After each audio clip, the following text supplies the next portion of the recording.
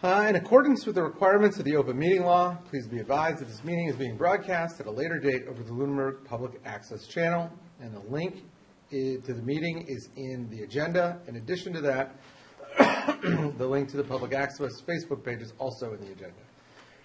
This meeting will be broadcast at a later date through the local cable access channel and on the Public Access Facebook page, and will be found on the Lunenburg Access YouTube channel within 24 hours of the meeting.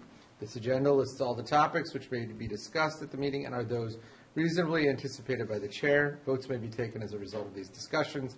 Not all items listed may in fact be discussed, and other items not listed may also be brought up for discussion to the extent permitted by the open meeting law. So, we do not have, did we just do it anyway? I feel like it's kind of... Yeah. It's faster than mulling it over. I pledge allegiance to the flag of the United States of America and to the republic for which it stands, one nation, under God, indivisible, with liberty and justice for all. All right. So, before we get started, I just want to give everybody a little bit of an update as to why we are here. The supposedly final, Tri-Board meeting is tomorrow night, and we are planning on voting on the shape and size of the override, and we are anticipating having all budgets submitted by then. I know that the Select Board had a budget workshop last Monday. I think they're doing another one today, and so everybody should have everything done. The reason why we're doing things like that in terms of the calendar is because the final date to submit warrants to the town clerk for the May annual town meeting is on the 11th of April, but the 11th of April is a Saturday, so it is the 10th of April. We only have one meeting in between now and then, and we always want to have one meeting open in case there are issues at the last minute or in case there are calculations, mistakes. We have hopefully had that one taken care of. You get like one a year if we're on a bingo card. But we always have to have one spare just in case. So the only time that we could get everybody together was tonight. And I am grateful that everybody was able to get word out. Thank you, Dr. Fortuna, for getting the word out. And thank you, Liz, wherever she is, for posting the agenda. So that is why we're doing this tonight. And I am grateful that we have attendance here in person. And hopefully we'll have attendance. Oh, there's Liz. Over a Zoom. I didn't even, disappeared. She's usually sitting All right. next to Chris. That's Let's go to public comment for prior issues. I'm sure we have a lot of comments. Do we have to waive the 10-minute? We'll see when we get to Yeah. 10 minutes. Oh, can I just make a motion to waive the 10-minute comment period? Yes. By the way, do we have quorum? Yes, Okay. we just need the three of you. Would anybody want to make a motion? So moved. Okay. To- All in favor? Aye. Okay. Just say second. Second, whatever. Aye. Me. All right. Hi, Casey McDonald, 1024 Mass Ave. I'm a teacher in the school at Lunenburg High School, and I'm also the head football coach. I'm going to make this quick because I actually have to go back to some of the kids in the weight room. But I want to be very clear. As the football coach, I'm not here trying to protect my puppy. I understand everybody needs to take some cuts, and I'm in complete agreement with that. However, I strongly believe that a more creative avenue for further conversation needs to be had about the athletic transportation. It's a liability nightmare waiting to happen with what we're talking about just making it completely cut, in my opinion. This fall, I'm going to have 40 kids in the football program, and I shudder at the idea that we are going to carpool and figure out rides to places like Gardner, Fitchburg, Worcester, Leicester, etc. There needs to be some sort of alternative option. I know Emily had talked about a one-way transportation last week. I have even talked with the coaches in the area about other programs that have done the purchase of one or two vans or buses. I'm going to leave them anonymous, but direct quotes that I've gotten from other coaches, other athletic programs in the area. Any school that wants to save money finds a way to get a van or two to supplement their travel. Another coach that told me it's absolutely worth it. I would recommend every school having one. It paid for itself within 2 years. Whatever argument against whatever argument there is against it, whether it be insurance, whatever the case may be, I promise you it is less than any lawsuit or liability that could fall back on Ms. Burns, the coaches, myself. We can talk about if, parents could be the ones that are responsible for bringing the kids to these games, but that's out of our control. And I don't want us to be on the other end of when a kid throws 4 other kids into his pickup truck, drives out to an away game that we told him to go to, and something bad happens. It is a legal nightmare. There are liabilities there that weigh far more financially and emotionally than us just being able to figure it out. I have full confidence and faith in our extracurricular community. I'm including band and music into this when I say this, that we could come together and be able to raise funds and aid in the effort if needed. Like I said, it just requires more of a conversation and willingness to explore more creative options besides parents and families helping us to figure it out. So, thank you. Thank you. Thanks.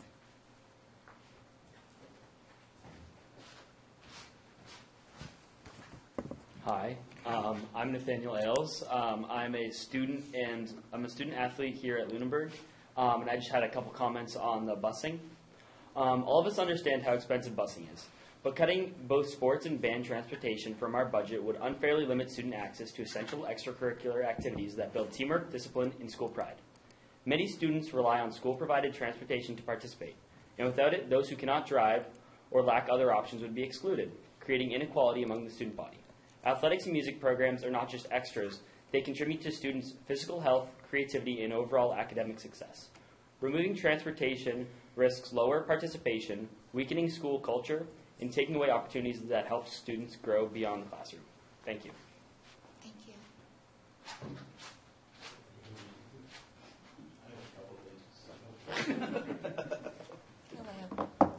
Hi, Chris Sullivan, 108 Highland Street. Not jealous or envious of anything you guys have had to do here. I got to admit. It's not too And I late. thank you for everything you have done, for sure. I'm going to jump around a little bit here. I think Lunenburg needs to focus on, we talk about educating our students and our obligation to do that. Our obligation should be to educate the entire student. That involves extracurricular activities. Classroom, first and foremost, obviously, and it goes without saying. But I'm a firm believer that athletics and other extracurriculars here at Lunenburg play a significant role in student development and the life experiences that extend far beyond the classroom. I have 2 students here at the high school, sophomore and a senior. Those extracurriculars directly impact their social and emotional well-being, establishes long-term relationships and friendly bonds. It builds their college resumes. It helps them understand what it means to be part of something special, to be part of something more than just your individual self. It pains me to see what, to kind of, see what we're talking about. I obviously don't want to see any of what we're here to talk about tonight. One of the things I question, I guess, is a little bit, I haven't heard much in the way of discussion of cutting middle school sports. I'm not sure where we're at with middle school sports, if they're completely off the table, but when I looked at the Dr. Fortuna's slides that came out today, we're talking about $2,400 for ski team, $3,300 for golf, $4,100, $4,200 for girls lacrosse. That's $9,976. We're presently spending $14,415 on middle school sports. So there's a $4,439 difference between the two. Not sure. I would be a proponent of cutting middle school sports before I would anything to do with varsity sports. Cutting varsity sports can directly impact, have direct implications on kids' college opportunities. Not sure if you're aware, but our varsity lacrosse goalie is a D1 commit to Cal Berkeley next year. That opportunity goes away if we don't have opportunity here for girls to play lacrosse. 2 of the sports that we're talking about, my son plays, so that hit me like a ton of bricks this morning when I got that email. He's been on the golf team since he was a freshman. He's on the golf team since he was in the 8th grade. He's on the ski team now the last 2 years. Ski team is a multiple school activity, co-op. I'm not sure if we can look at other schools taking that on. One of the gentlemen for ski is here. He may talk about that as well. Golf, I don't know what the solutions are, but we're talking about impacting, kids' opportunities here to enjoy school, to be off screens, to not be going home directly after school, to build these bonds. And I think that's a travesty that we're here talking about that tonight. I can speak the athletic trainer thing is the last piece that I'll touch base on. I know we got to talk about the position, not the person. We hear that, and I don't care who the trainer is here. Dave obviously has established a great relationship with students, but whoever the trainer is, the fact that kids have somebody here full time that they can rely on for safety, for their health, and for their emotional well-being is huge. Someone that's not here full time, that opportunity isn't here, and I can speak to it directly. My first track meet of the season this year, my daughter pulled her hamstring, came home distraught, totally upset. Senior year, down and out, not sure what to expect. She realized that Dave was up at the school at a basketball game. She immediately came up to the school that night, saw Dave, came home with a stim machine for the weekend to start getting herself rehab, and then was able to get back to compete at states at the end of the season where they won the state title for the school. That impact that a trainer can have at a school on a full-time basis is huge. Not having a trainer here full-time is a massive detriment to our program here at the school. Thank you. Thank you, Chris.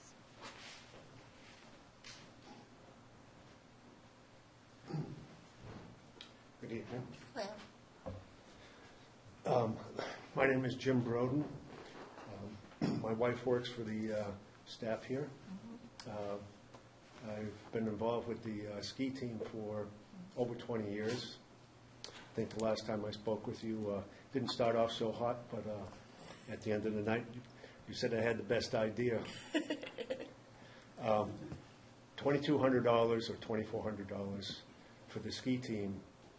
What I would propose that we could do is if we raised that money, would you keep the team? We've done that before. We're a completely self-funded team, and I believe that we could raise that money, and if that wasn't an option, the second thing that we could do is to go talk to Leominster High School and Littleton High School and ask if they want to be the host teams. And we have, I think, only 2 years or 3 years we had some transportation, but besides that, I think I'd say 18 of the 21 years we've provided our own transportation. No issues. Everyone has insurance. When I started the team, we did look up in the Massachusetts law, if a parent has over $100,000 of liability insurance, they can drive. So we've never had any issues with that. And I think if it's no cost, we should be able to keep it. So that's what I propose. And it's really no different than when all the kids are younger. We pay for all of their sports, and we believe that we could continue to do that. And I've demonstrated it for 12 years. For the first 12 years that I was the coach, I had all of the funding. It was all reported to the athletic director at the end of each season, and we had no problems with it. So, hope you take that into consideration, thank you. and I hope that I've given you a reasonable way to keep the activity going, and you could save that $2,400 for another team. Okay? Appreciate it. Thank you. Thank you, Mr. Thank you. Thank you, Jim. Connor Lockwood is online. How do we want to do this? Should we do the, First, I'll just, I think we should do the in-person at first.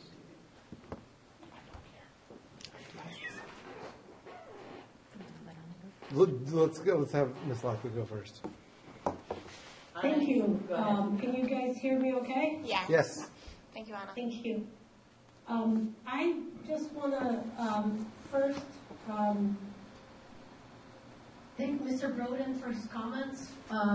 My kids, my daughter did the ski team when he was the coach, and it was a self-funded sport. There was no cost to the school district at that point to have that team running. And I think as parents, we can do that again. And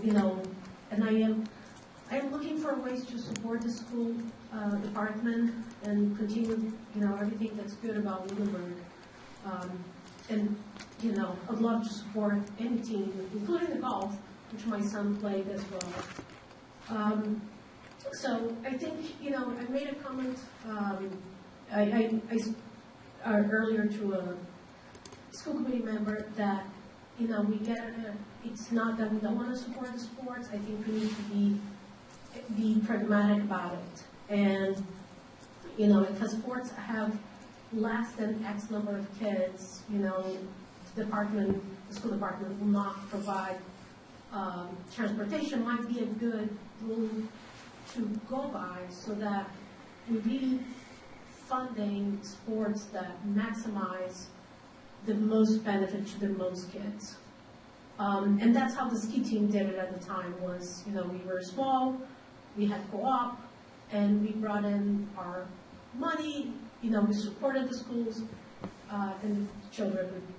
Another thing that I'll mention is I was also very appreciative of the chair on your last meeting, where he said, we need to focus on education.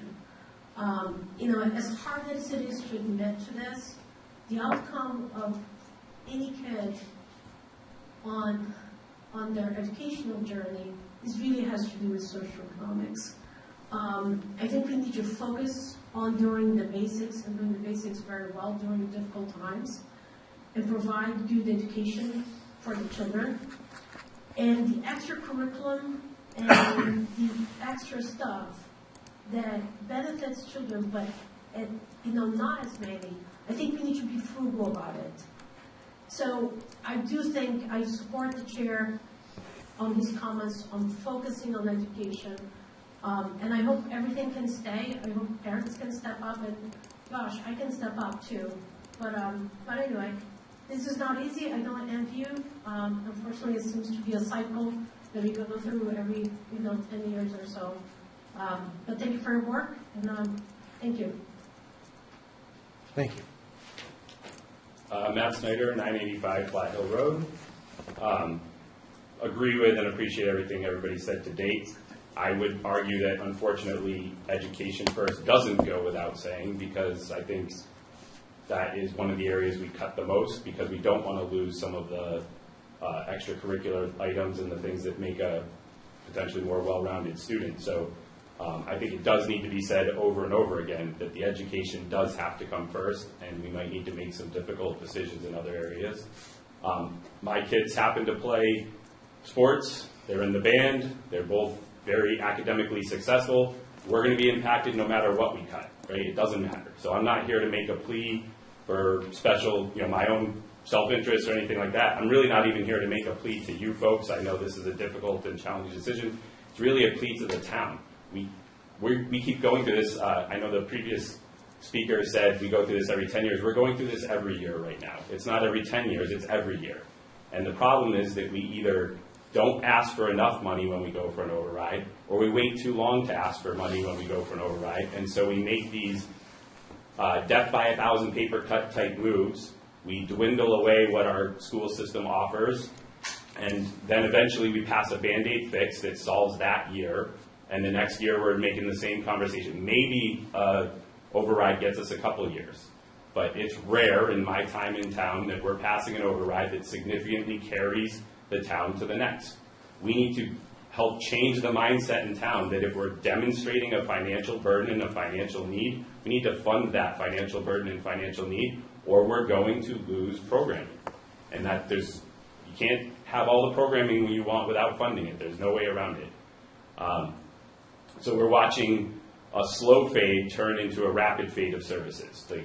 It's just, everything's falling off the edge right now. We're like lemmings. It's just, everything's going right over the edge. When we came to town, we had a shop.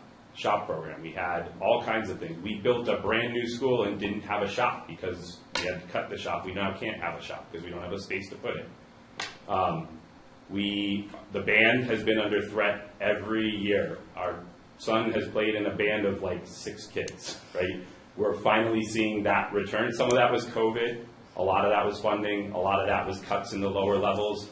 A prior speaker talked about cutting middle school sports. Yeah, that's an option, but those are feeder programs that feed into your high school sports. So you start cutting the lower level sports, your feeder programs go away. Sure, there's town sports. Sure, there's programs that people can put their own kids into programs. But if it's not run through the public schools, it's the people who can't afford it who can't do it. So it's the haves and have-nots. So that becomes a challenge. I graduated from one of the smallest public high schools in all of Massachusetts. I think it was. It probably still is. We had 1 honors class. We had 1 AP class. We did still have a shop program. Don't know how. But basically, you had 2 offerings, maybe, of each subject at each grade level throughout. As far as sports, we had a single sport per season per gender, right? We had boys soccer, girls soccer. We had boys baseball, girls softball. We had very few extracurricular offerings there. When I went off to college, I was woefully unprepared in my exposure and background. I managed to be a successful student. I'm not going to say it was in spite of my education. I think I would have succeeded just aptitude. But my high school did not prepare me for college. Lunenburg is definitely heading down the path of not preparing its kids for college if we keep cutting programs. And it's not sports, it's not band, it's not education, it's all of it. So it's not a message to you folks. You're doing what you can to fit a square peg in a round hole. It's what the town needs to step up and take care of our community, because we're a community. Like, our kids, our school is a critical part of our community, and if it starts to go downhill, the rest of the community is going to follow. Thank you, Mel. Thank you.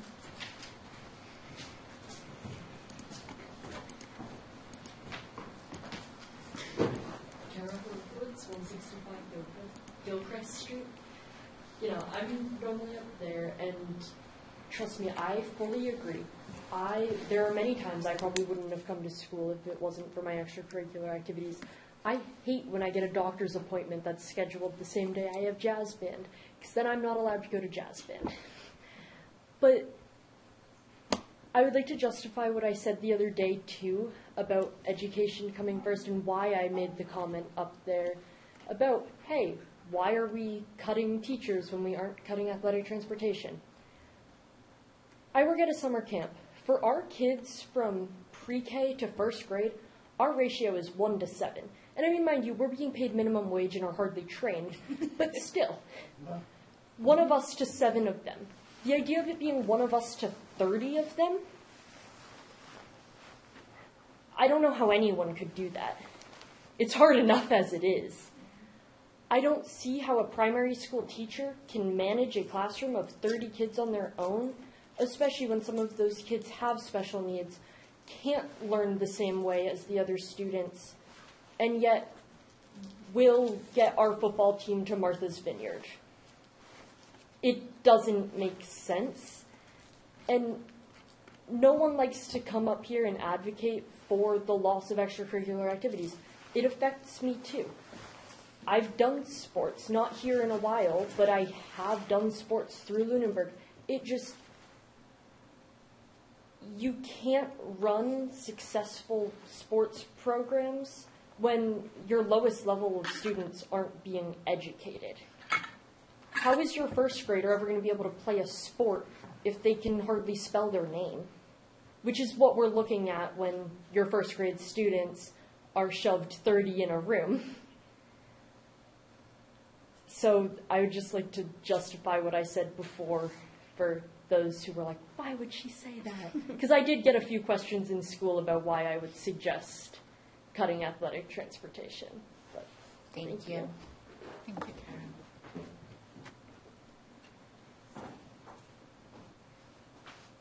Do we have more online, Liz?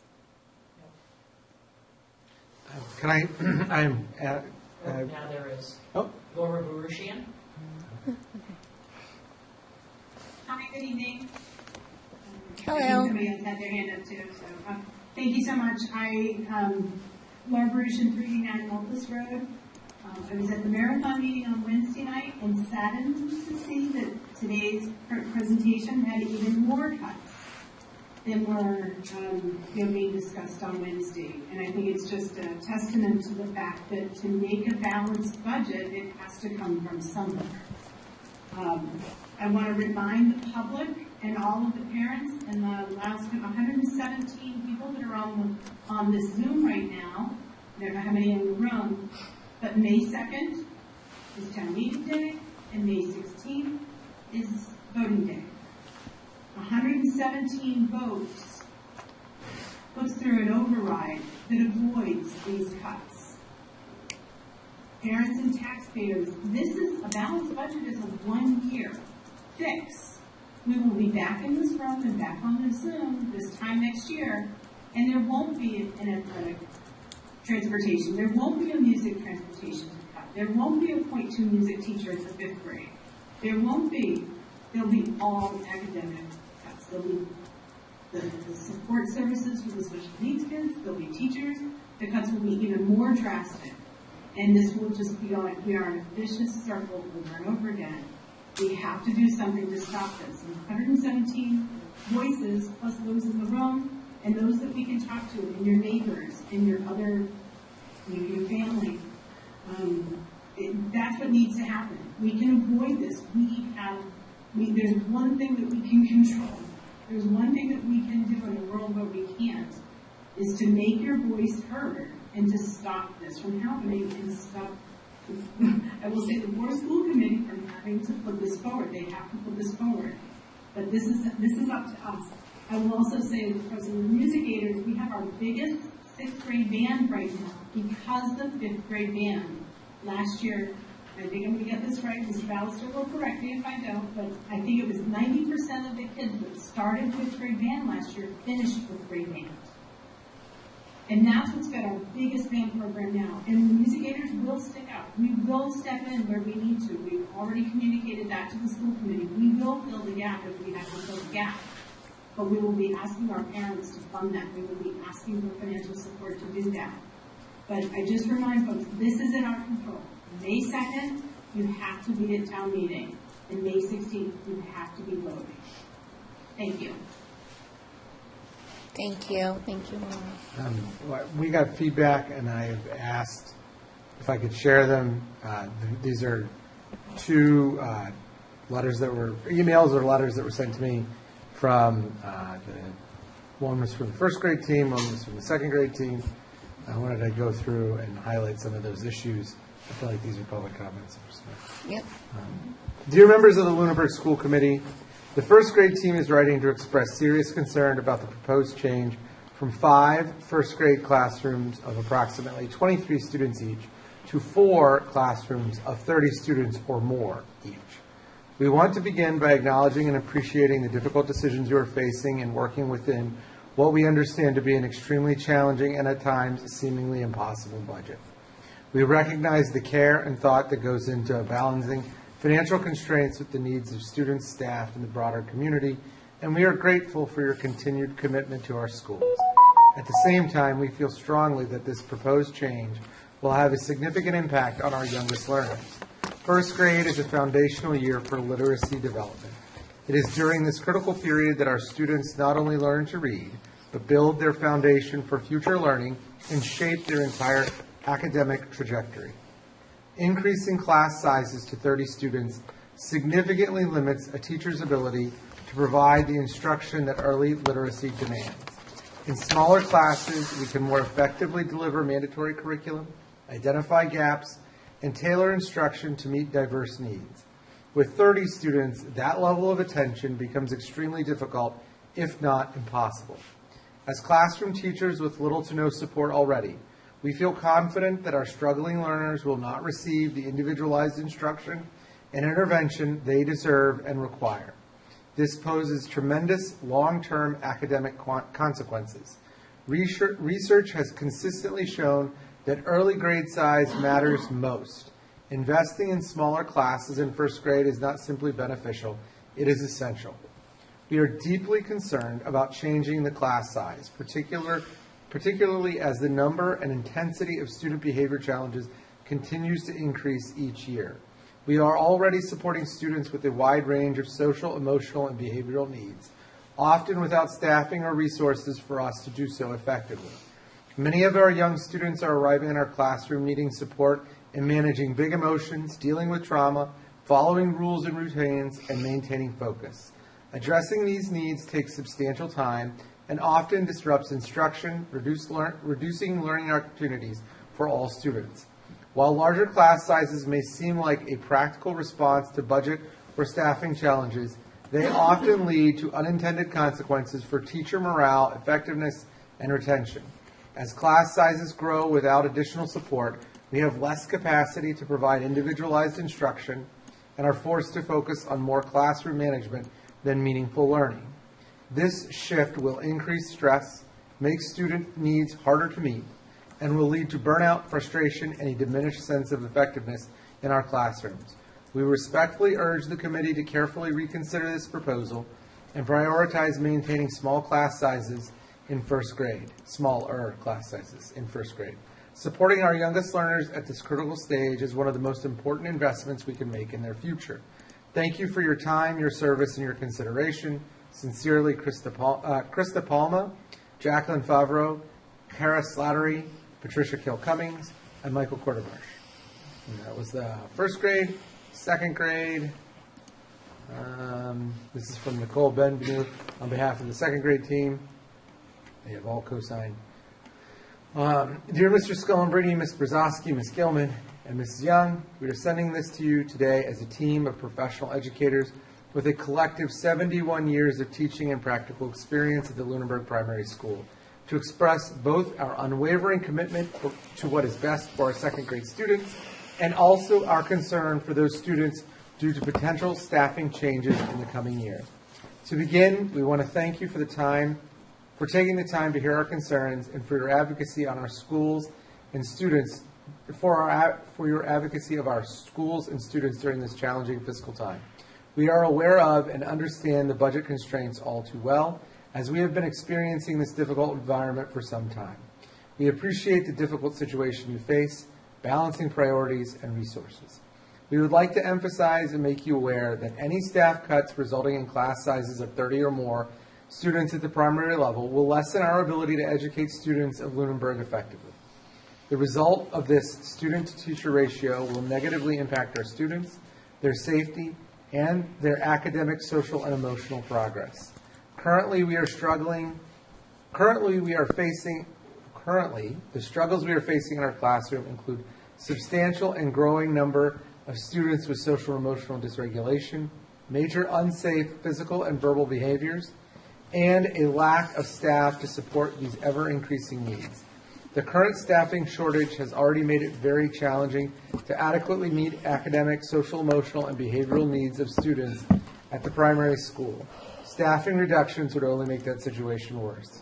We believe, drawing on our extensive experience as educators, that at those levels of student to teachers, it would become impossible to give our second grade students the focused instruction they require without even meeting the basic requirement for adequate space to safely educate our students, without even the basic requirement for adequate space to safely educate our students being met. We are facing a current reality in education where every year our students come to us with more and more needs, specifically social, emotional, and behavioral needs. We need to acknowledge this reality and be proactive in supporting our student needs. Reducing staff at the Lunenburg Primary School will make an already difficult situation impossible.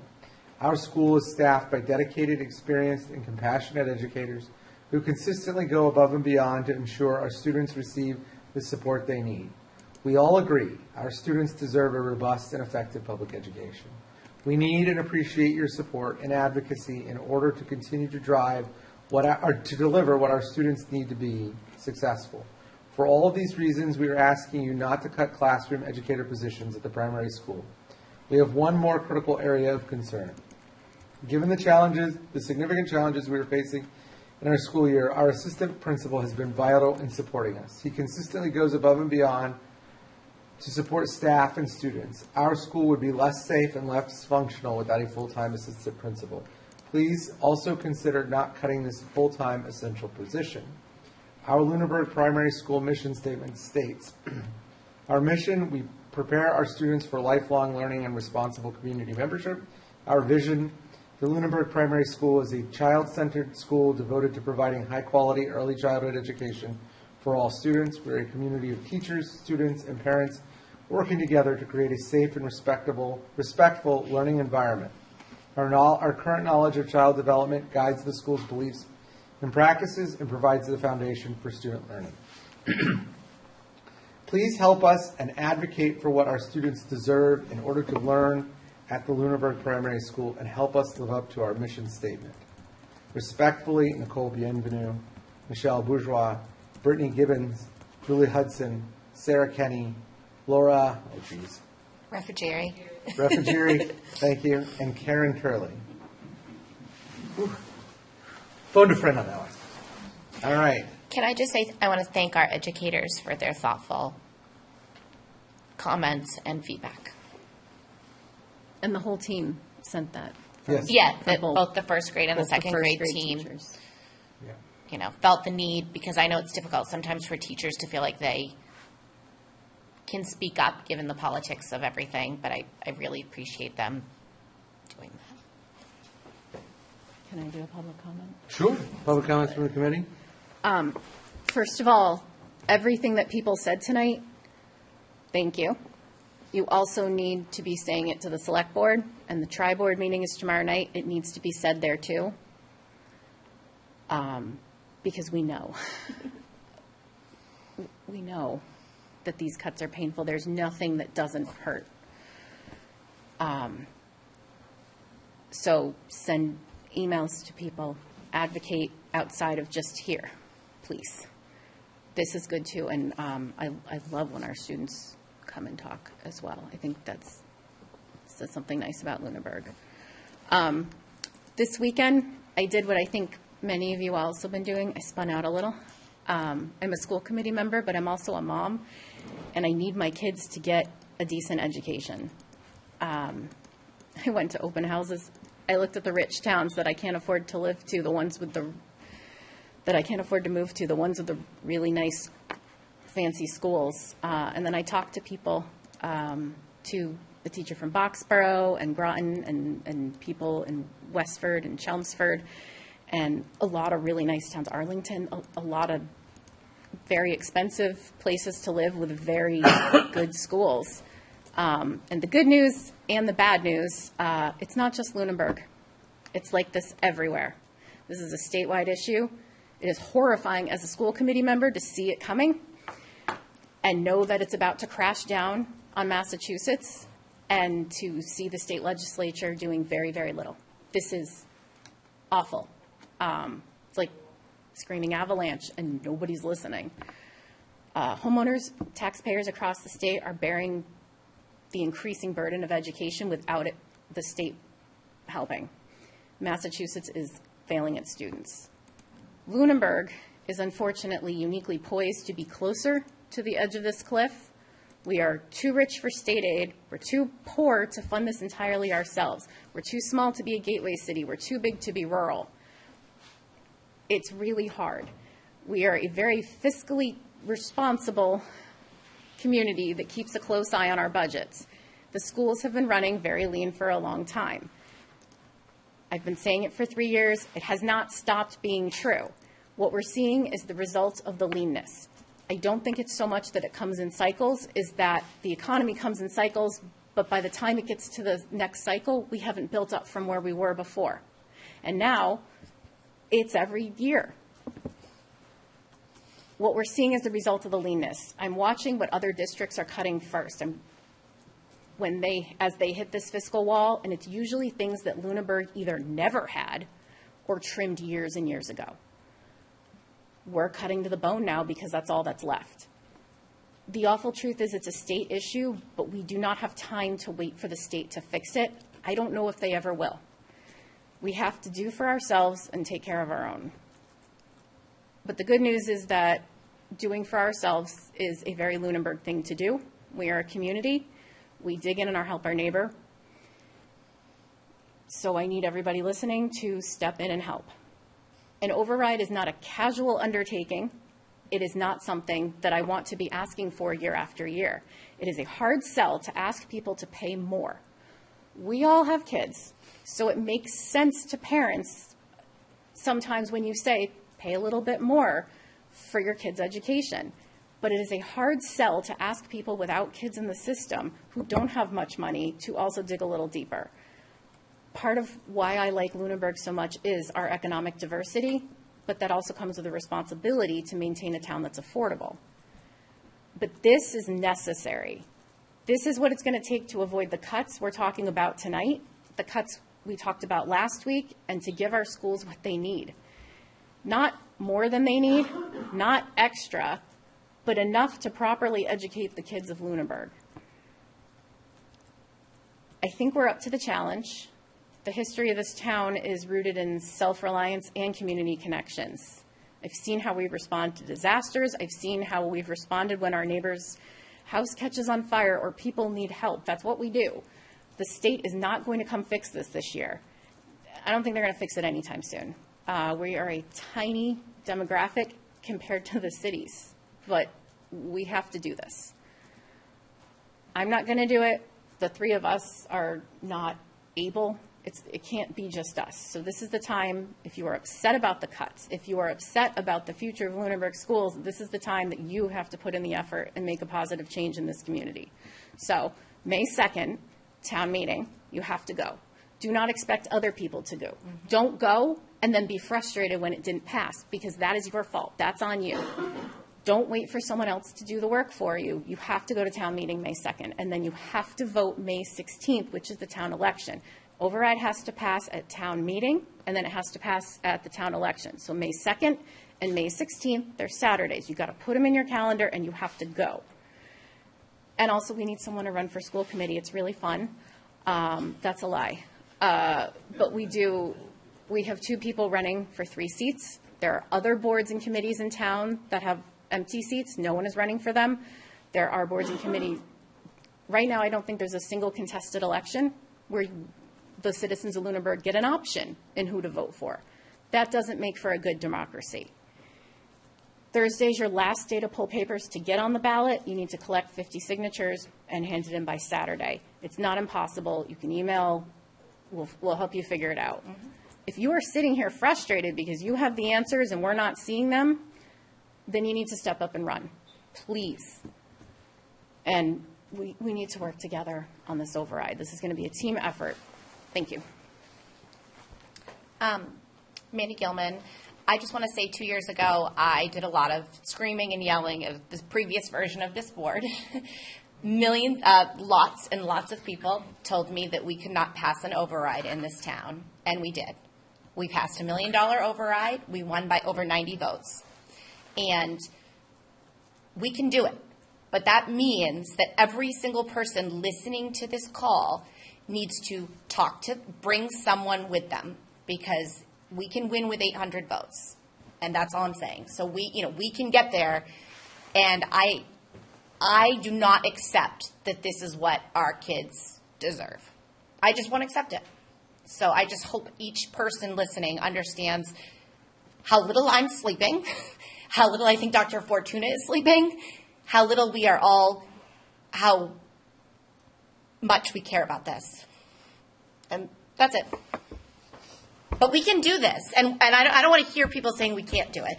Because that, Tony, I'm not saying that, is the worst way to be. Because we can do this. There are enough people that live in this town that believe in this community. I was born here. I was raised here.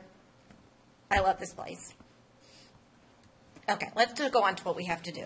All right. Also, I have a child at home who's sick. So I am here as a quorum, but if I have to leave, it's because I have a child with the stomach bug. So I don't want anyone here to think that I am shirking my duties. Apparently, Mrs. Squire said practically the whole school has a stomach bug. So it's going around if your child has not gotten it yet. I'm not sitting that close to Laura for that reason. Before we go, I just want to make 4 quick points. Number 1, this has been an especially unusual form of torture, making people who care a lot about education being legally compelled to disassemble the school district they send their children to is terrible.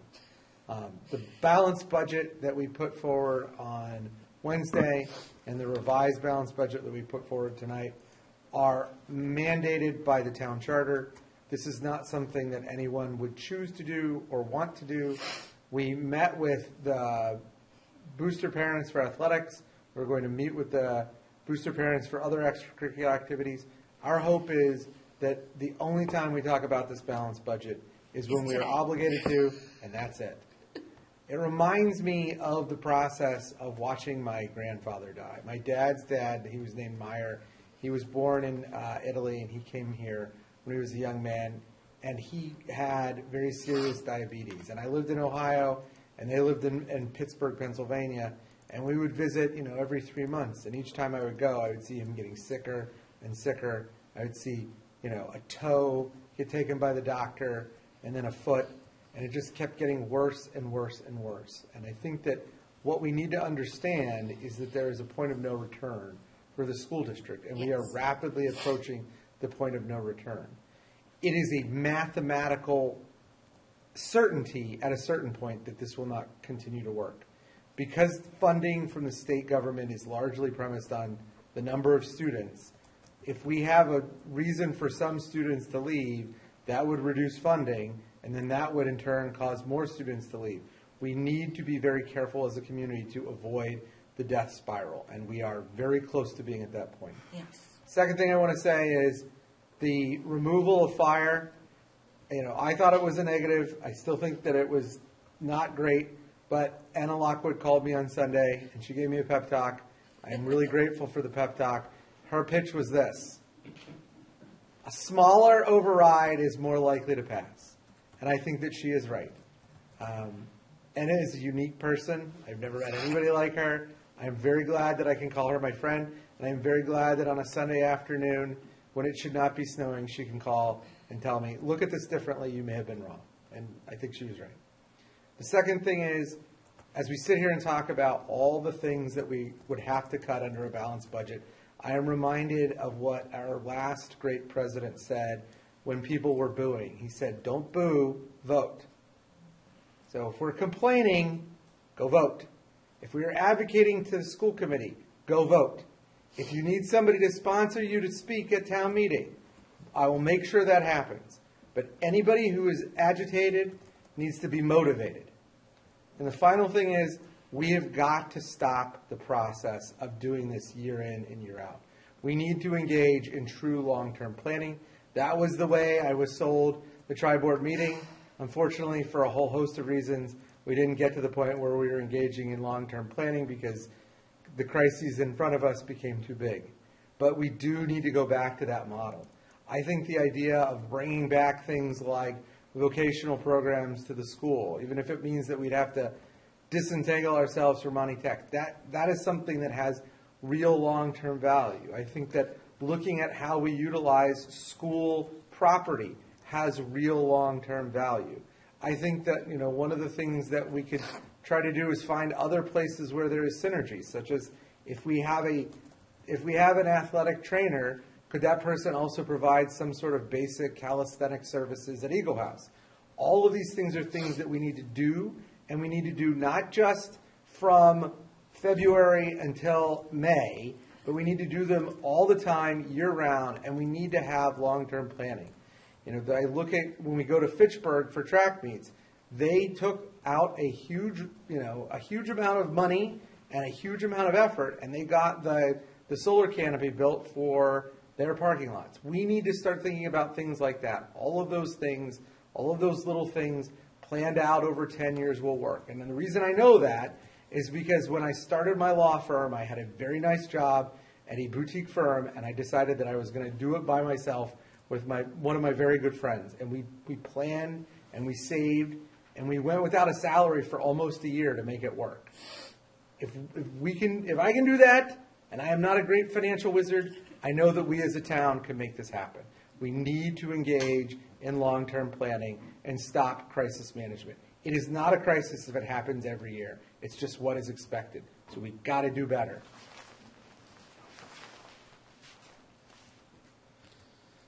All right, let's get on to the slideshow. That's a tough act to follow, honey. I don't know if we can do question and answers. You could stay if you want to do public comment. Oh, you have an open comment? You could, at the end, there's a public comment. We'll try to make it quick. We will. I'm actually not going to go through this full slideshow because I believe the community made the arguments that are included in here. I want to look at this slide. This slide for me is in here very purposefully. What we are doing with this budget is a drastic injustice.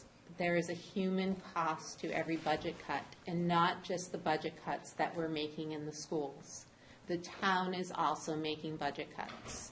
We are a little ahead where you heard our teachers talk about the lack of support staff that they have. We've already come for the support staff. We've already done that. We have nowhere else to go but the classroom teachers. It's abhorrent to me to think of a class of 30 students in an elementary school. That's grades 1 through 5. It's abhorrent. It actually makes me feel a little nauseous. Our classrooms will be overwhelmed. Our teachers will not be able to pull off the miracles that somehow they pulled off year after year with less and less. It will not be possible. At the same time, there is nowhere else in our budget to get the money but by cutting teachers.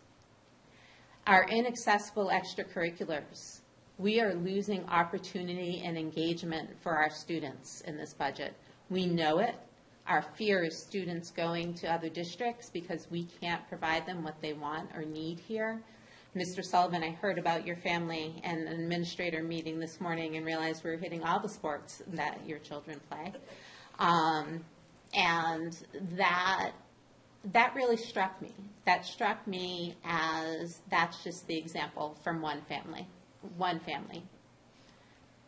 If you are upset about this, we are eliminating already supports. Our vulnerable students are abandoned, and we've decimated our literacy goals.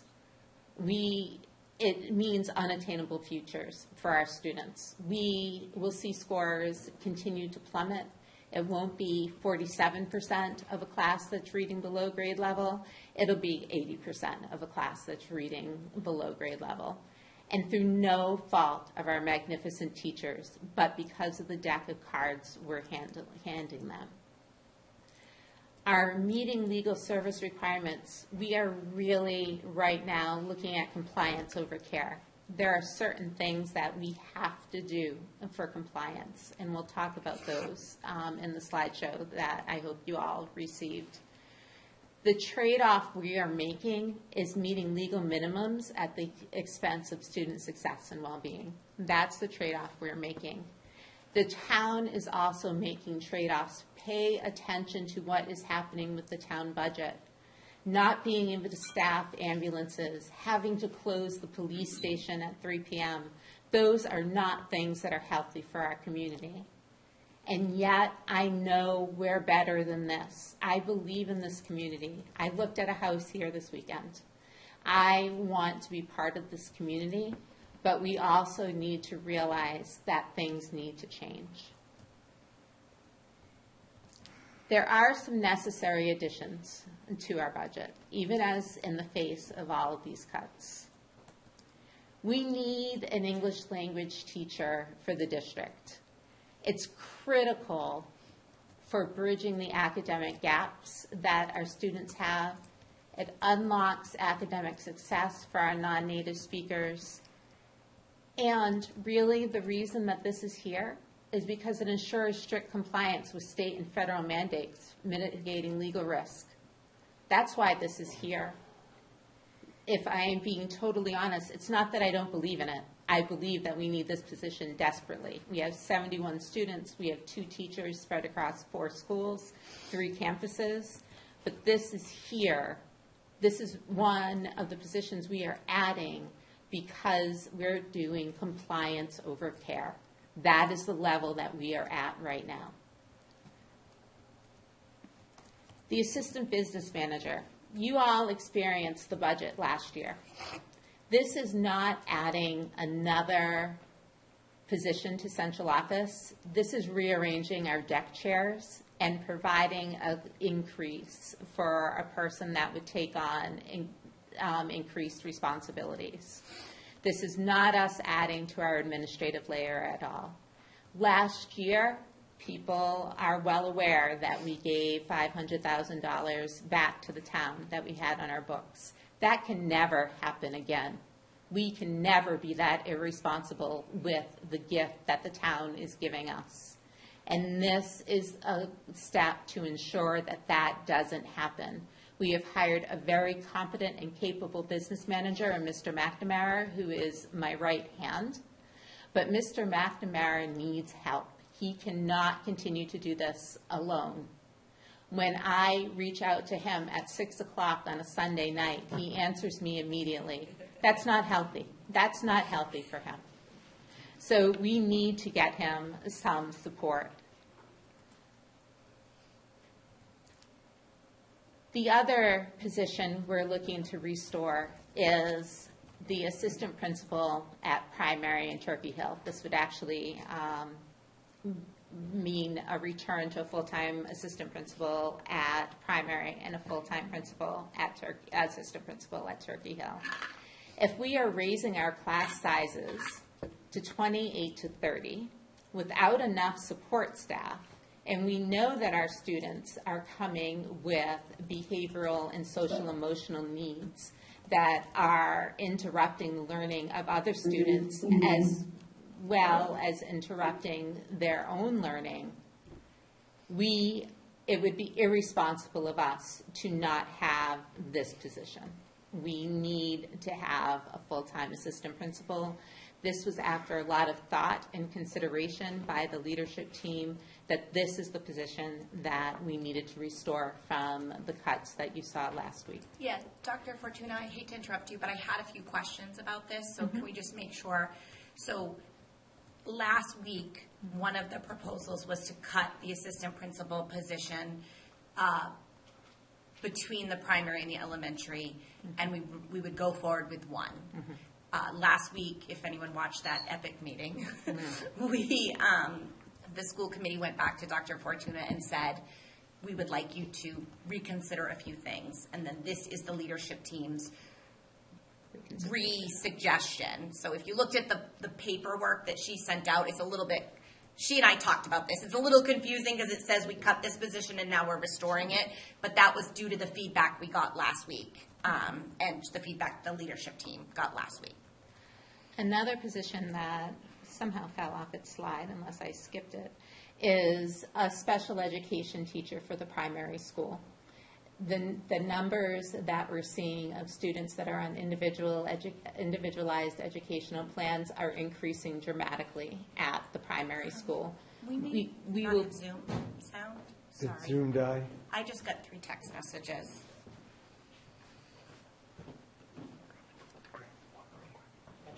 Okay. Okay, thank We you. will be out of compliance legally and ethically if we do not provide services for these students. So that is why, I don't know where it fell off on the slides, but another special educator is necessary at the primary school. So these are the critical additions. When you add something to an already stretched budget, you need to cut things from that already stretched budget. I just wanted to go back to these. These are not new cuts. These are cuts that we talked about before. But they are so detrimental to the learning of the children of Lunenburg. Our children do not have a voice in the voting booth. We need you to talk to your friends. Tell them what's happening. Make sure that they know that we are looking at class sizes of 30 to 31 in our elementary grades. And even if it's not your child, think about, the parents of the older kids, right? I think about that. Absolutely. What Think your about if chi- it was your child. I mean, think about if it was your child, exactly, But Back on this list, because we had to make cuts somewhere, is the .2 music teacher at Turkey Hill. That will result in the loss of fifth grade band, which, as we heard tonight, is a wonderful feeder program for our middle school band, which is very robust. However, we are shaking the couch cushions. We are looking under the couch cushions to find pennies. Some of these cuts are so small, but they add up. This is a certified occupational therapy assistant. This, again, is a position that will meet legally required and mandated services for our students. We are cutting our curriculum adoption. We were slated to adopt a curriculum in elementary school science next year. We are opting not to do that in order to save $40,000 to get to a balanced budget. For me, a curriculum is at the heart of what we do. It's giving our teachers the tools to do what they need. However, if they have 30 kids in a class, it's going to be difficult for them to teach science in addition to literacy and math. So we made the difficult decision that this would be a cut that we would be making. Operational impacts. Shaking those couch cushions, we found another $50,203 in technology that we could cut. This is probably the least impactful of the cuts that we have here. It's stretching out replacement cycles. It'll impact our ability to maintain and repair computer technology efficiently. But this is probably the least impactful of all of the cuts that we're making, though Jordan would probably disagree with me. We are cutting a custodian. We have had a custodian resign recently. We will not be refilling that position. This will lead to, we've been complimented lately on how clean classrooms are and how clean certain sections of the building are. I do shout-outs every week in my newsletter, and custodial staff is getting shout-outs. This is going to impact that. It's going to impact the cleanliness and the safety, the overall safety of our buildings. Last week, we had a state reporting secretary in the budget. That is gone. That is something that we didn't feel was essential, necessary, but not essential to our operations. We cut custodial supplies again. I think we are up to approximately 30,000, Chris, that we've cut from custodial supplies. 35,000 that we've cut from custodial supplies. Again, affecting the cleanliness of our building and not giving our custodial staff the tools that they need. Before we talk about extracurricular impacts and we talk about band and sports, I want to clarify something for the community. I think we didn't publicize this enough that even with an override, we will be cutting middle school sports. That is a cut that we are taking to get the override number down to a reasonable number. It's something that we discussed, but our meetings are marathon meetings, and not catching everything is completely understandable. But I want to be clear with the community, even with an override, we will not have middle school sports. This cut, I know, is devastating to our athletic community and our community as a whole. Part of it is the person that is in the role. We are really lucky, and we have a world-class athletic trainer. But most of it is the concern for our student athletes and their safety. But in order, again, to get to a balanced budget, we have to cut half of this position, half of this FTE. So we will have an athletic trainer 0.5 of the schedule that he's currently working. This means that practices may be left unattended, some games may be left unattended, and definitely some of the in-school things that he's able to do with a full-time schedule will not get done. These are the difficult cuts, and you may be asking why these sports. We simply picked our 3 lowest enrolled sports. So currently, right now, girls lacrosse has 12 girls that are playing.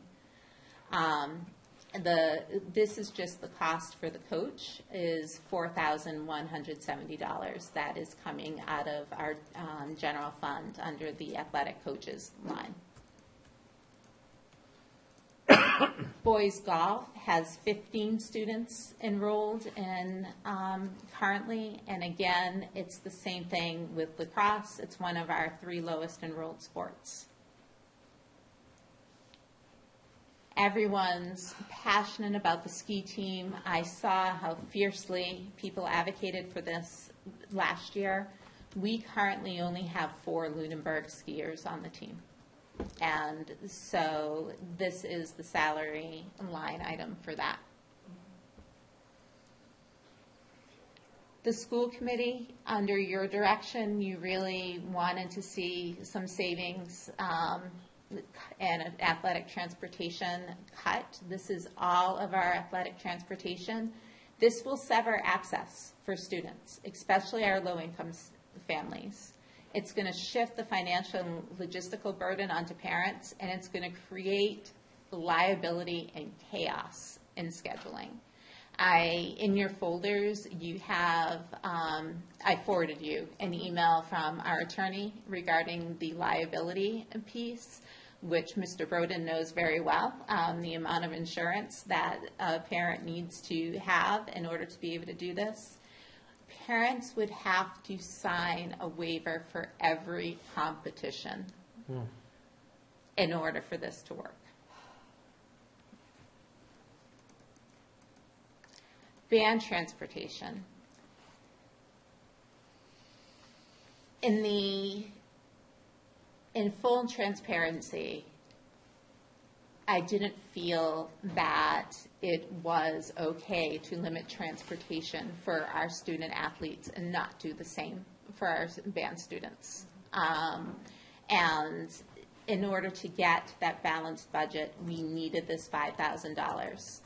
This is going to really hurt our music programs because they're not just in-school programs. It's not just the great concerts that you see. They are competitors. They go to festivals, they go to community events, they go to competitions. This will limit their ability to do that, which is greatly going to impact our band, which is starting to grow. It's greatly going to impact the morale and competitive edge that our student musicians have. And it's going to lower student engagement and community pride. But these are the trade-offs that we have to make given where we are now. We have cut everything else. Now we're coming for the bone and the heart of who we are as a district. Raising athletic fees by $75, given our current participation, which I fully expect to lag, this will generate an increase of approximately $120,000 to bridge our budget gap, preserving most athletic programs without garnering academic funds to preserve programs. What we would do is, if this was the number realized, in order to balance the budget, we are taking about a little over half of that, $65,100. It's around $65,000 in order to offset the coaching line that are currently in our budget. And again, I'm returning to this slide. None of this is right. All of this is a drastic injustice. It's an injustice to our town. Our town is at the precipice right now. We, as a district, I don't know what I'm going to cut next year if we do not have a level service budget. Can't cut any more teachers. We can't have 60 elementary students in a class. Are we going to stop offering all electives at the high school? They're already seriously impacted and reduced by the cuts that the high school has taken. This is not me being facetious. This is not me saying the sky is falling. There is no pot of money that is coming to rescue us unless revenue increases. This is where we are. I've looked at this budget 10 ways to Sunday, and this is where we find ourselves right now. And I don't like it. I hate it. I hate to sit here and talk about these things. But this is where we are. And this is my community too. May not live here yet, but this is my community too. She loved homecoming, though. I did love homecoming, and I'm so excited for the senior traditions, but I need you to understand. I need the people listening. How many people do we have online, Liz? 114. We have 114 people online. I need you to listen and to have faith in us. I know we shook people's faith last year with what happened. I need people to have faith in us that we have looked at this. We have tried every combination of things that we could think of. And this is where we find ourselves right now. And I don't like it. And I don't like it for our kids. And I'm scared if we have to go for a balance, if we have to have a balanced budget next year. I'm frightened. And again, our teachers have been doing it for so long that I think we've come to take them for granted. And our administrators have come up to the plate so many times that I think as a community we have come and just come to take it for granted. Our teachers will do it. Next year our teachers won't be able to do it.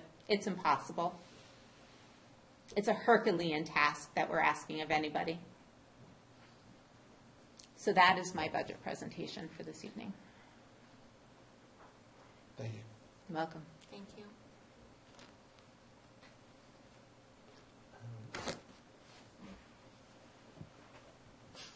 The only thing I would, one other thing, one small pot of money, I do think, and I'm happy to put this to a vote, but if we would no longer participate in MASC to save, I believe it's $6,500, right? Is that right, out of our budget? For those of you who don't know, MASC is the Mass Association of School Committees. It's our alleged lobbying group that,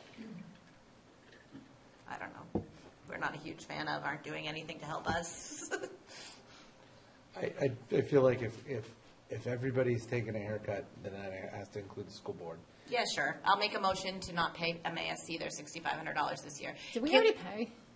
We paid for this year. Yeah, for next year. Next year. I make a motion. We'll cut Second. ours. All in favor? Aye. Aye. All right. Okay, so we found $6,500. I just want to say thank you to Dr. Fortuna and the team that went back and looked at stuff. None of this is fun. I don't like any of this, but I was one of the people who strongly pushed on the athletic transportation. It appears we are able to save a few positions at the primary school because of that, and that is why I did that. I get that it sucks, but I could not leave the primary school with the budget that they had. It just doesn't, because the transportation is one thing. We could actually just cut the sports. See, this is the thing. Like I mean, that's sort of the option. So that's why I'm going after the transportation. It's not because I don't believe in it. It's because it's either that or the coaching. In my book. So,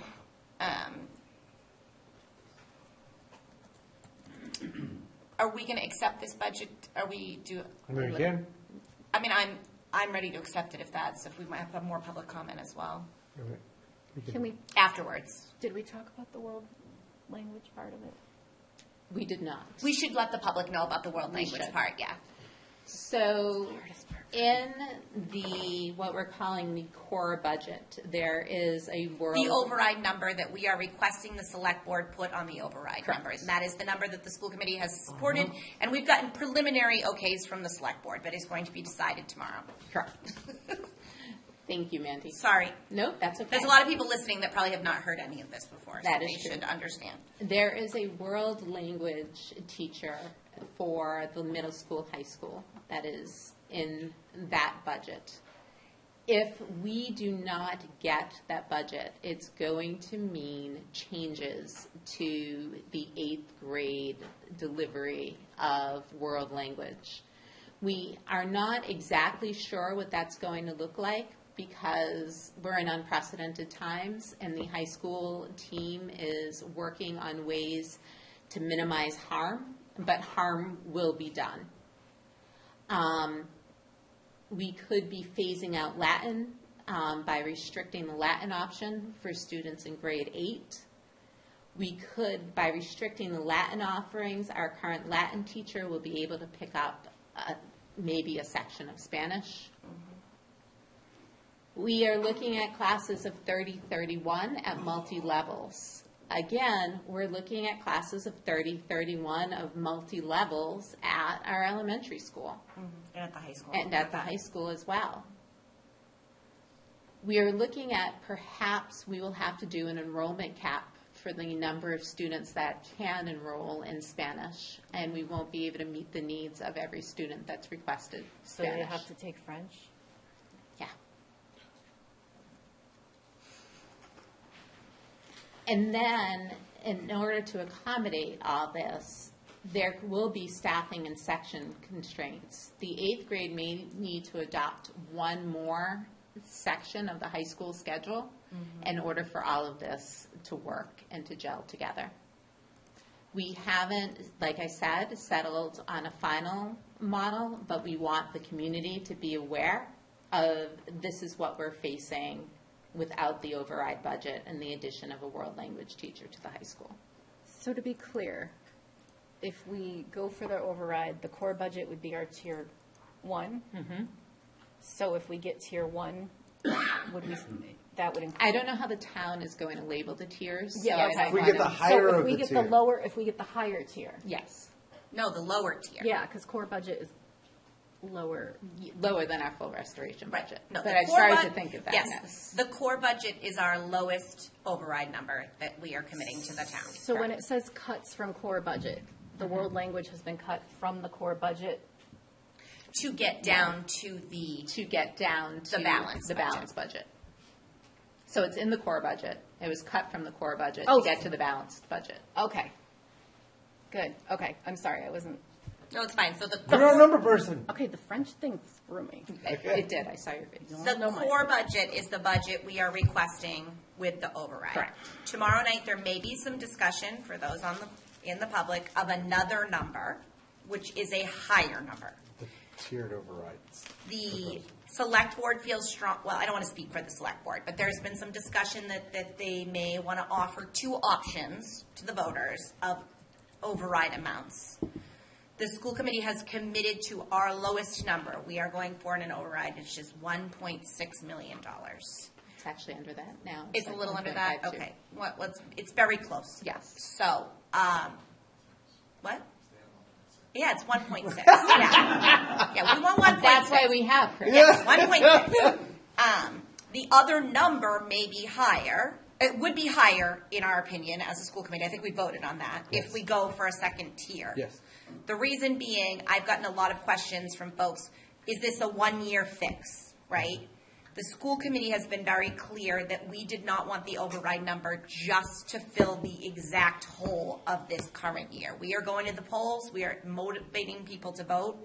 I mean, I felt very strongly that we needed to ask for enough money to preserve, get a few more positions back that we cut last year and also kind of help us limp forward for the next few years, The right? way it's been working this year. Right. We've seen the result of the cuts from last year, and it's not working. Which was 16 FTEs, or 15.7 FTEs.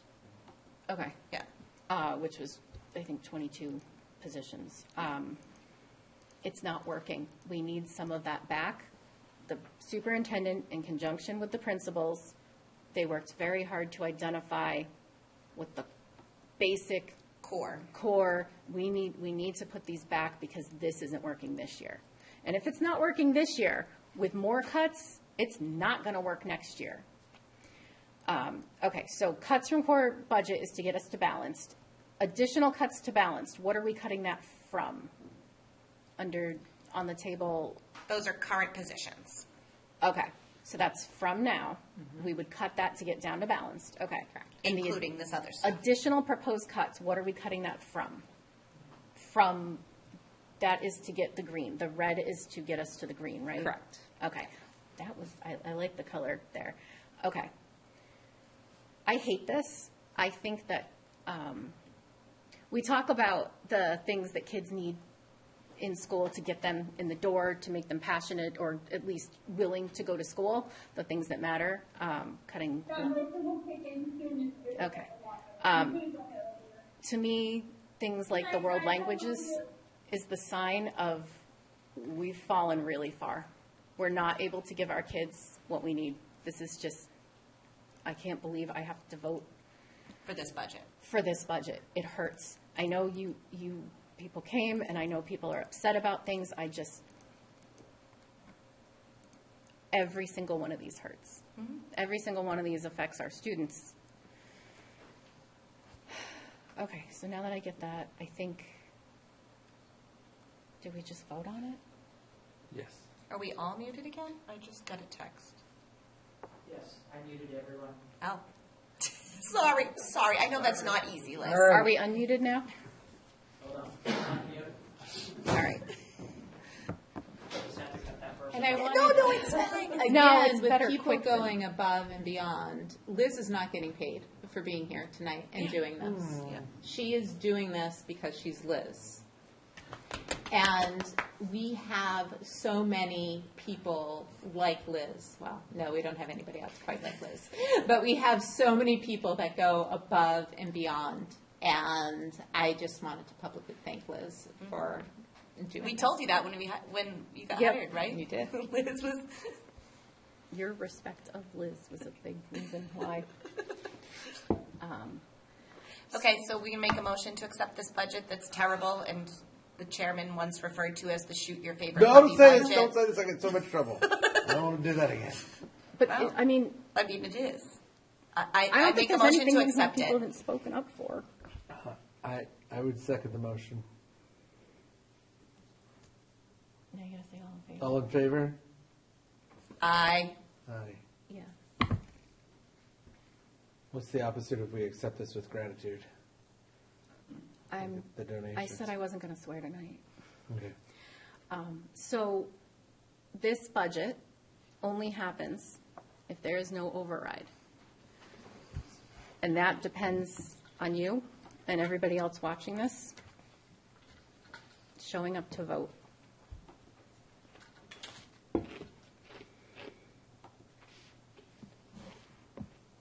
Next item on the agenda is public comment about this meeting. I mean, feel free, but I. Presentation you can show to the tribe board tomorrow. Yes. Yes. And Coach McDonald, thank you. Thank you. thank you very much. The green light means it's already on, right? Okay. Please identify yourself for the record. I'm going to. In case anyone doesn't know you. Mary Foyle, 985 Flat Hill Road. I actually was not going to speak. Then I realized I'm, as often in life right now, double booked tomorrow night, so I probably won't be at the tri board. So this comment is a little bit for that too. And I did see people come into the room afterwards. And I know the select board is meeting right now, so hopefully they'll be watching this back too. As someone who's worked in this district almost 25 years, as someone who's lived in this town almost 16 years, I think that's what it is, and who wears a few different hats. I do get feedback from a number of people, sometimes unsolicited, much as you guys get from a number of people. And I do want to point out, we have been in this position before.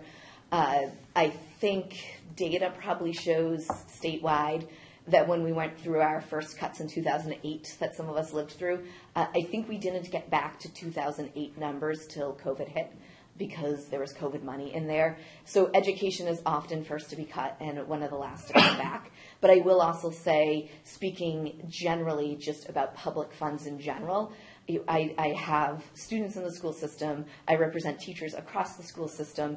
So I feel I can understand the many stakes that are involved in there. But I'm also a person who lives in the town. And I really have to be cognizant of the fact that police will be looking at cuts in this, like other places are looking at cuts without an override. So even if some people think, well, the school hasn't done this, the school hasn't done that. I know we keep talking about last year's cuts, but I sat in a department that took cuts in FY25 as well. Mm-hmm. So the cuts go beyond just last year, and the impacts we're feeling go beyond just cuts from last year. And those cuts are only going to continue if we don't pass an override. I was talking to someone and I forgot, this is why I'm making public comment. I wrote a little sticky note for myself. This does somewhat give us a short-term solution. If we don't do an override, and I know this was spoken about at the last meeting, and this just doesn't mean for schools, it will cost the town more to not do an override than it will cost to do an override. That cost won't just be financial. That cost will be the courses students may not take. That cost will be a life that's not saved because an EMT cannot show up soon enough. That cost will be a car accident or a robbery, or you fell for a scam and the police just simply cannot be responding to it. So those costs will hit in a variety of ways. In this town, we have, even if we look at the buildings, this notwithstanding, we keep making short-term decisions because we don't want to spend the money right now.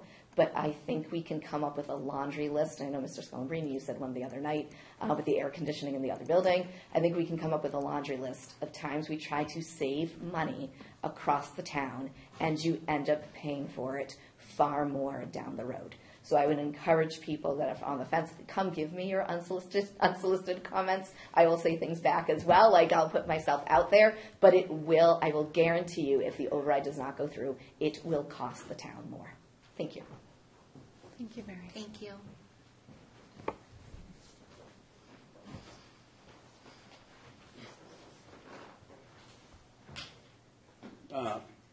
Chris Sullivan, 108 Island Street. Sorry. It's fine. I know we don't want to be here. I know we don't want to do this. So I'll plead and say, show up May 2nd. Show up on the 16th. Show up in November. Yes. The people we elect have left us out to dry.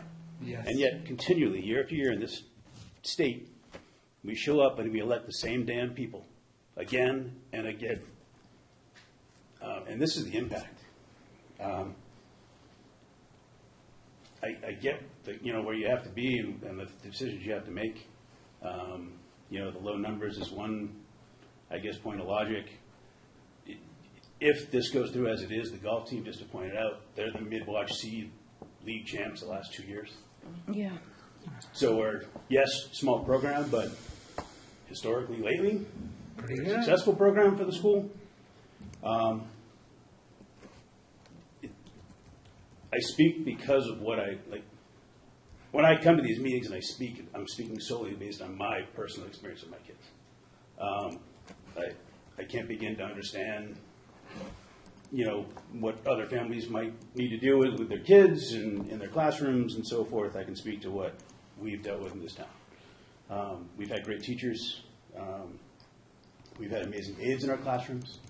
To this point now, I still get, we get a text from an aide when my daughter's doing a presentation to see what's going on in the classroom, or something my son does or whatnot, We've had the fortunate experience in our family, a lot of what we've experienced in town at the high school level spent with our daughters.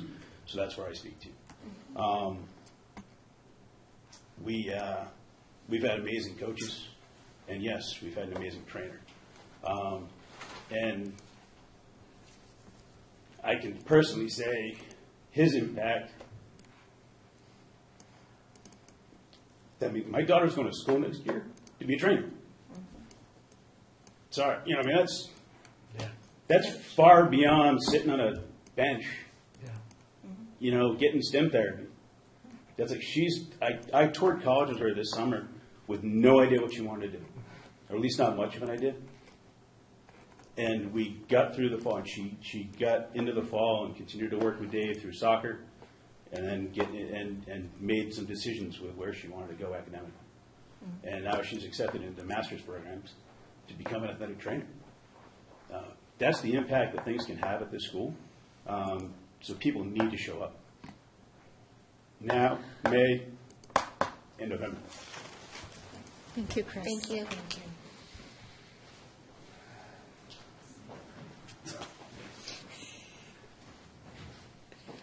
Matt Snyder, 985 Flat Hill Road. Just a closing statement too. 16 years ago, as my wife said, when we moved to town, we did so proudly. We did so because we knew what a great school system we had, and we were excited that our kids would go through it.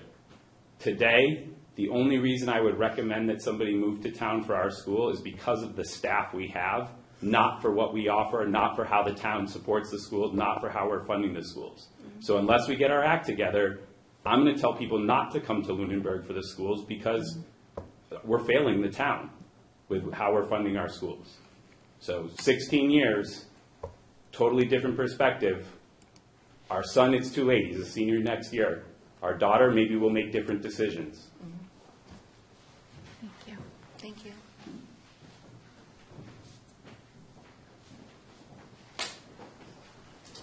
Griffin Case, 305 Whalen Road. I'm a custodian at the high school. My family, my wife and I moved here in August, so it's funny that you say that.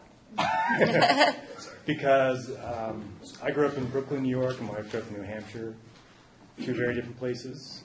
And this place is amazing, I have to say. It is fantastic. I don't know anywhere else in the country. You got farmland 5 minutes away, city 5 minutes away, commuter rail to Boston. It's like literally everything that we both wanted in one place. And we moved in August. I have a 4-year-old and a 1-year-old. Packing up the house at night after they go to bed, listing the house, selling the house, coming here at 3 in the morning for an inspection, doing all that. Took years off my life, but it was totally worth it. And I don't know what an override is, but I'm for it. And We've got some education to do. I think it's a increase in your taxes. It is, sadly. Based on Google AI, there's 5,000 houses in Lunenburg taxable, $1.6 million is $350. And if you got a leaking toilet or a sink or something, I'll come fix it for you. There's money. You got it. So you say hello to me at Market Basket. But I think this is, the budgets, it's been a little scary. It is scary. But this place is amazing. I'm so happy we moved here. And my wife's also a teacher here. She's a new art teacher in Nottingham. So we're all in. Our kids are going to school. Well, we'll be going to school here. Welcome to And Lunenburg. in Brooklyn, I had lots of classes with 30 kids. I took Spanish 1 5 times because of budget cuts. I don't know any Spanish. You're not really selling the 30 kids. Just good. It's a good thing. Please come to town meeting. We came from a place that was farther along than this school, and they had high school students in chemistry class, and that class was the kids on their laptops trying to teach themselves chemistry, laughing. And I'm sure that your kids, whether they're in school, whether they're not, whatever, they feel it. They're probably in bad moods. Maybe they're angsty because of this.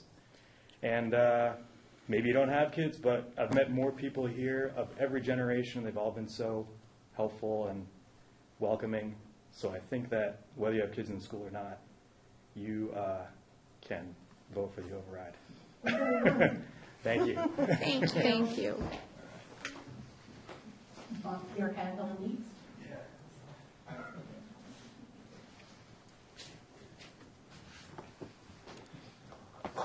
Jim Broden, 24 Odom Road. Before I get into my questions, I've been here since 1993. My oldest daughter graduated from here, went to UMass, is now a certified public accountant. My son went to UMaine Orono, and my daughter went to UPenn out of this school. Got accepted into a doctorate program. The nursing school, when she graduated, was voted #1 in the world. She just this year accepted a job at Boston College as a nursing professor. And I say that because the street I live on has got 15 houses. Yeah. One of our neighbors went to Harvard, I think a year ahead of my daughter. The other one went to MIT, and so you had MIT and 2 Ivy League schools, and that's how good the school has been. So I love living in the town. I think it's great. I've done lots of things here to participate in public things. But I do have a couple of questions. And one of the things I wonder about is the business revenue that we bring in. Is that an issue just as much as this? From what? From the town side? The town growing business. I mean, we could have had a Dunkin' Donuts. I mean, we can talk about the Dunkin' Donuts if you want, but. I have a perception Yes. that we want a quiet little town Yes. that has no business, which doesn't make anything easier for the school system.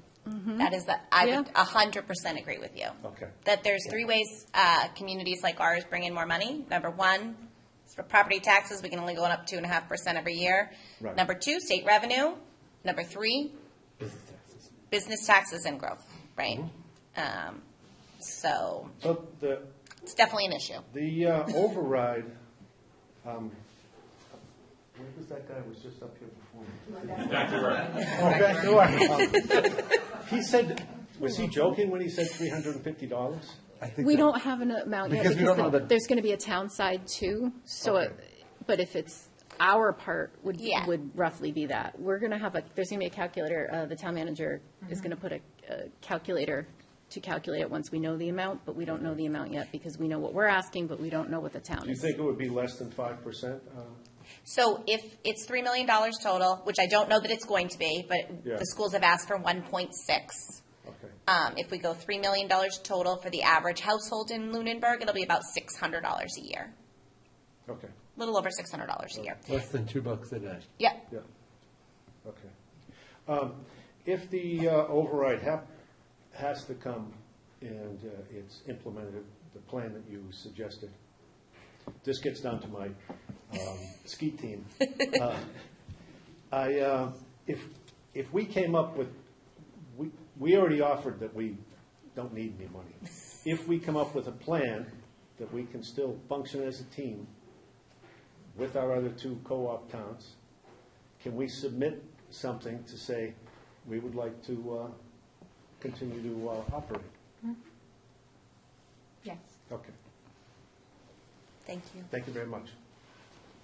Are you guys on well water or city water in your neighborhood? Well water. See? That used to be their name. Will you sell bottles of it? Any questions or comments online, Liz?